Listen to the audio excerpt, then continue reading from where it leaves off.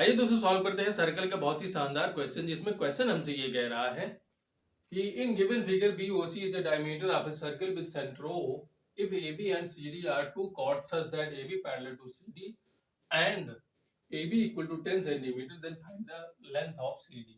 तो हमें यहाँ पे एक सर्कल गिवन है जिसमें कह रहा है कि BOC क्या है, डायमीटर है, सर्कल का जो डायमीटर है, और ये दोनों लाइनें आपस में क्या है, पैरेलल हैं, और ये एक ही ट्रायंगल, एक ही सर्कल की क्या है, दो कॉर्ड हैं, जिसमें हमें गिवन है कि इसकी जो लेंथ है वो 10 सेंटीमीटर है यहाँ पर, और इसकी सीडी की हमें क्या करनी है, यहाँ पे फाइंड करनी है। तो इस सीडी की लंबाई को फाइंड करने के लिए हमें थोड़ा सा इसमें कंस्ट्रक्शन करना पड़ेगा। तो हम क्या करते हैं, यहाँ पे ये लाइन क्या है, 90 डिग्री है, यानी परपेंडिकुलर है। तो हम क्या करते हैं, यहाँ से सेंटर O से AB पर क्या करते हैं, एक परपेंडिकुलर लाइन खींचते हैं यहाँ पर इस तरह। तो हमें क्या होगा, दो ट्रायंगल प्राप्त होंगे, एक ये वाला और एक ये वाला। अब हम क्या करते हैं, इन दोनों ट्रायंगल को कॉन्ग्रुएंट दिखाने की कोशिश करते हैं, जिसके बाद में हमारा ये जो CD है निकालने में बहुत ही इसे सिंपल हो जाएगा। तो यहाँ पे हम क्या करते हैं, दोनों ट्रायंगल लेते हैं यहाँ पे। तो यहाँ से हम O से यहाँ पे परपेंडिकुलर डालते हैं, यानी हम यहाँ मान लेते हैं यहाँ पे क्या है, F है। तो यहाँ पे हम दो ट्रायंगल लेते हैं, इन ट्रायंगल BOF एंड दूसरा जो ट्रायंगल होगा COE हो जाएगा, एंड ट्रायंगल COE। तो अब हमें क्या करना है, इसमें क्राइटेरिया को, उसको जो कॉन्ग्रुएंट है, उसके कॉन्ग्रुएंट होने के लिए इसके कुछ क्राइटेरिया को क्या करना पड़ेगा, पूरा करना पड़ेगा।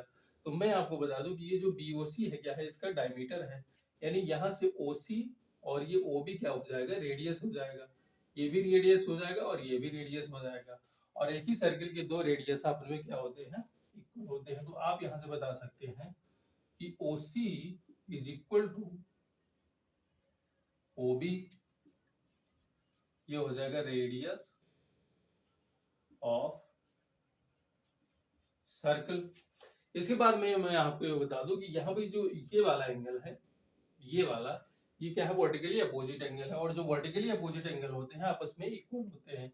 यानी आप यहाँ से बता सकते हैं कि angle COE is equal to angle BOF, ये क्या है, वर्टिकली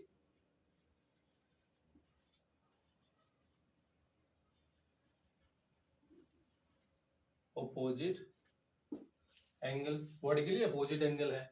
इसके बाद में हमें ये गिवन है कि जो CD है और AB आपस में क्या है, पैरेलल लाइंस है। तो मैं आपको बता दूं कि ये वाला एंगल और ये वाला एंगल भी आपस में क्या होगा, इक्वल होगा, क्योंकि ये क्या है, अल्टरनेट एंगल है। तो यहां से आप बता सकते हैं कि एंगल ये BO, एंगल ये DO is equal to angle DCO, ये क्या है, अल्टरनेट एंगल है।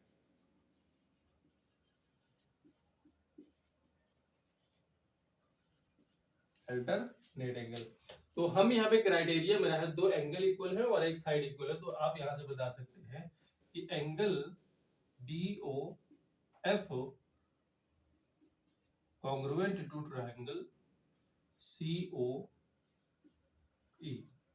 तो इसके बाद में ये क्या हो जाता है, दोनों ही ट्रायंगल इक्वल हो जाते हैं। तो आप यहाँ से बता सकते हैं कि ये वाली लाइन और ये वाली लाइन भी क्या होगी, इक्वल होगी। ये तो आपस में पहले ही इक्वल था, ये वाली लाइन इसके इक्वल हो जाएगी और ये वाली लाइन जो है इसके इक्वल हो जाएगी, इस तरह से। तो अब इसके बाद में हम यहाँ से निष्कर्ष देखते हैं कि यहाँ पे दोनों ही कॉर्ड क्या है, सेंटर से समान दूरी पे स्थित है। तो मैं आपको बता दूं कि if the two chords in a circle, if the two chords in a circle equidistant from the center, then both chords are equal। तो यहाँ पे क्या हो जाता है कि यदि दो कॉर्ड क्या है, सेंटर से समान दूरी पर है, तो वो दोनों आपस में क्या हो जाते हैं, इक्वल हो जाते हैं। तो आप यहाँ से बता सकते हैं कि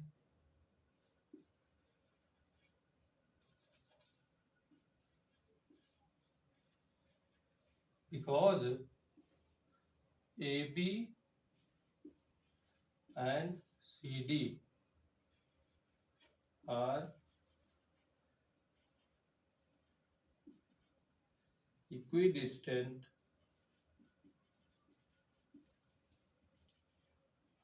from centre O, therefore AB equal to CD. So CD is equal to 10 centimetre. तो इसके बाद में आप यहाँ से बता सकते हैं कि जितना मान जिसकी जितनी लंबाई यहाँ भी इसकी AB की है उतनी ही इसकी लंबाई होगी CD की होगी। तो यहाँ पे क्या करना है कि ये वाला रूल हमें याद रखना है कि जब भी कोई वृत्त में दो जीवा सेंटर से समान दूरी पर हो तो उनकी जो लंबाई होती है वो आपस में क्या हो जाती है, इक्वल हो जाती है। तो इस तरह से इस क्वेश्चन को क्या करना है, सॉल्व करना है। तो आई होप दोस्तों क्वेश्चन आपकी समझ में जरूर आया होगा और ऐसे ही प्रश्न के लिए हमारे पेज को फॉलो करना मत भूलिएगा। Thank you.